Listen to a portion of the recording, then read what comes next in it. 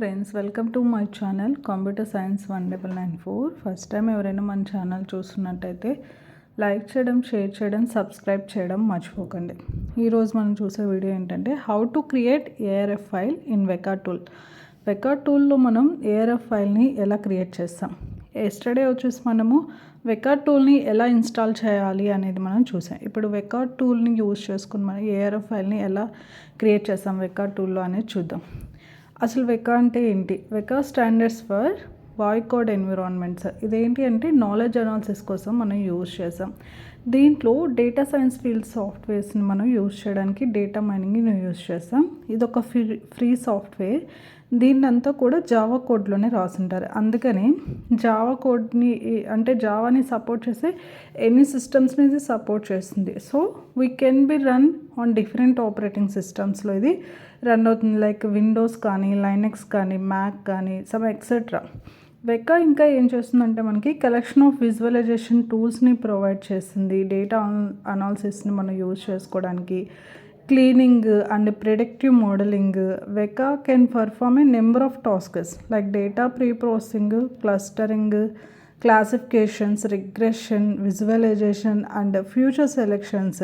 ఇలా some operations అనేది మనకి ఇది వెకా అనేది మనకి ప్రొవైడ్ చేస్తుంది.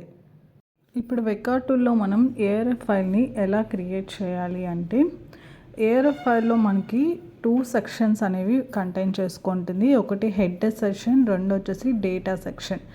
ఏఆర్ఎఫ్ ఆల్ కీవర్డ్స్ కూడా మనము విత్ ఎట్ సింబల్తో స్టార్ట్ చేస్తాం. ఓకే, హెడ్ సెక్షన్లో అంతా కూడా మనం ఏం చేస్తామంటే రిలేటెడ్ ఇన్ఫర్మేషన్ అంతా కూడా దీంట్లో కంటైన్ చేసుకుంటుంది డేటా సెట్లో. లైక్ రిలేషన్ నేమ్ కానీ, కాలమ్, టైప్స్ ఆఫ్ కాలమ్స్. ఈ హెడ్ సెక్షన్ అనేది 2 పార్ట్స్ని కంటైన్ చేసుకుంటుంది. Table or relation and attributes part. Relation అంటే ఏం లేదు, టేబుల్ నేమ్ ఇస్తాం కదా దాన్ని రిలేషన్ అంటాము. అట్రిబ్యూట్స్ అంటే used to give a column name ఇస్తారు కదా దాన్నే మనము అట్రిబ్యూట్స్ అని కాల్ చేస్తాము. దీంట్లో మనకి డేటా టైప్స్ ఉన్నాయి. Nominal, string, numeric data. నామినల్లో ఏం చేస్తాము, మనం రిప్రజెంట్ చేసేవంతా కూడా ఇన్సైడ్ కర్లీ బ్రాకెట్స్లో రిప్రజెంట్ చేస్తాం. దాన్ని నామినల్ అని మనం కాల్ చేస్తాం. స్ట్రింగ్స్ అంటే ఏంటి, మనము స్ట్రింగ్ వాల్యూని యాక్సెప్ట్ చేసుకోవడానికి అప్పుడు మనం స్ట్రింగ్ డేటా టైప్ని యూజ్ చేస్తాం. న్యూమరిక్ అంటే ఏంటంటే నెంబర్స్ని మనం స్టోర్ చేసుకోవడానికి న్యూమరిక్ని యూజ్ చేస్తాం. డేటా అంటే ఏంటంటే డేటాని మనం స్టోర్ చేయడానికి డేటా టైప్స్ని యూజ్ చేస్తాం. ఇలా 4 టైప్స్ ఆఫ్ డేటా టైప్స్ని యూజ్ చేస్తాం డేటా మైనింగ్లో. ఒకటి nominal, 2 string, 3 numeric, 4th one data. Okay, ఇప్పుడు మనం డేటా సెక్షన్ చూస్తే ఈ డేటా సెక్షన్ ఎందుకు యూజ్ చేస్తామంటే డేటా ఆర్ ఎంటైర్ మనకి అవైలబుల్ ఉన్న కాలమ్స్ని రిప్రజెంట్ చేయడానికి ఈ డేటా సెక్షన్ని యూజ్ చేస్తాం. అంటే according to order in header section data would be inset. ఈ డేటా సెక్షన్ అంతా కూడా మనము విత్ ఎట్తో మనం స్టార్ట్ చేస్తాం డేటాని. And this section must be added after header section. Header సెక్షన్ని మనం యాడ్ చేశాక ఈ సెక్షన్ని యూజ్ చేసుకుంటాం. ఓన్లీ సింగిల్ రికార్డ్స్ మాత్రమే సింగిల్ లైన్లో మనం దీన్ని రాస్తామన్నమాట. మనము స్టార్ట్ చేసేటప్పుడు డేటా సెక్షన్ని ఎట్తో మనం స్టార్ట్ చేస్తాము. Sign is used to represent the comment in file. Okay, దీన్ని మనం డేటా సెక్షన్స్ అని కాల్ చేస్తాం. మనకి 2 స్ట్రక్చర్స్ అయితే ఉంటాయి మనకి, head section, data section.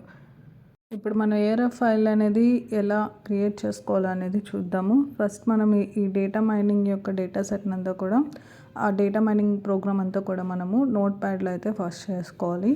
Note pad open చేసుకొని అక్కడ మనకి ఫైల్ అనే ఆప్షన్ ఉంటుంది. ఆ ఫైల్లోకి వెళ్ళి న్యూ ఫైల్ అయితే తీసుకోవాలి. న్యూ ఫైల్ తీసుకొని నా దగ్గర అయితే ఆల్రెడీ ప్రోగ్రామ్స్ అయితే నేను చేసి పెట్టుకున్నాను. అది కాపీ పేస్ట్ అయితే చేసుకుంటున్నాను నేను. ఇక్కడ ఆ నోట్ ప్యాడ్లో ఆ ప్రోగ్రామ్ అంతా కూడా నేను ఇక్కడ పేస్ట్ చేసుకున్నాను. ఏంటి అంటే నేను తీసుకునే ప్రోగ్రాము స్టూడెంట్ అనే ఒక ప్రోగ్రామ్ అయితే తీసుకుంటున్నాను. ఇందాక చెప్పాను కదా మనకి హెడ్ సెక్షన్ ఉంటుంది అని చెప్పేసి. హెడ్ సెక్షన్ అనే 2 రిలేషన్స్ అయితే మనకి దాంట్లో ఉంటాయని చెప్పాను మీకు డేటా మైనింగ్లో. ఇక్కడ నేను ఫైల్లోకి వెళ్ళి డెస్క్టాప్ మీద రిలేషన్ నేమ్ .arfతో అయితే నేను సేవ్ చేశాను. చేశాక మనకి ఇలా అనేది వస్తుందన్నమాట. వెకా ఐకాన్తో మనకి వస్తుంది ఆ ఫైల్ అంతా కూడా.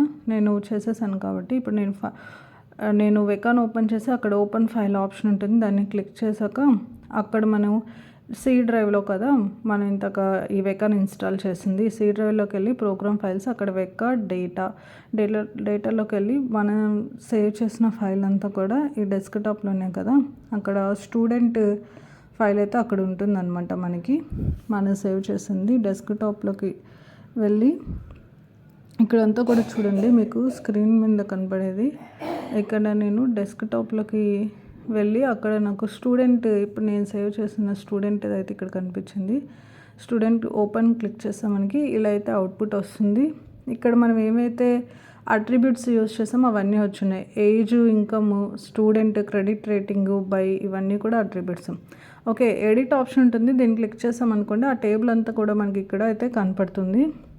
తర్వాత ఏజ్కి ఏం యూజ్ చేసాము, లేబుల్స్, కౌంట్, వెయిట్ ఇవన్నీ కూడా వస్తాయి. ఇన్కమ్కి ఏం యూజ్ చేసాము ఈ సైడ్ వస్తుంది. స్టూడెంట్కి ఏం యూజ్ చేసాం, క్రెడిట్ రేటింగ్, మనకి ఒక్కొక్క అట్రిబ్యూట్ని క్లిక్ చేసేటప్పుడు ఇక్కడ మనకి విజువలేషన్, ఇక్కడ గ్రాఫ్స్ ఉన్నాయి కదా, ఇవి చేంజ్ అవుతూ ఉంటాయి రెడ్, బ్లూ కలర్. ఎందుకంటే మనం ఏజ్ ఎంతైతే తీసుకున్నామో, ఏది ఎక్కువ ఉంది, ఇదండి టోటల్ విజువలైజేషన్. ఎన్ని అట్రిబ్యూట్స్ అయితే మనం యూజ్ చేసినామో అన్ని విజువలైజేషన్స్ అయితే వస్తాయి.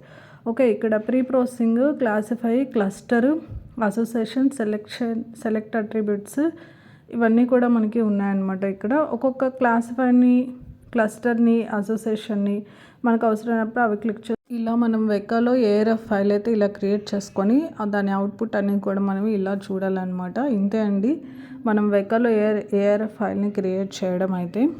ఓకే, ఇంకేమైనా డౌట్స్ ఉంటే కామెంట్ బాక్స్లో టెక్స్ట్ చేయండి. Thanks for watching. సబ్స్క్రైబ్ చేసుకోవడం మర్చిపోదు.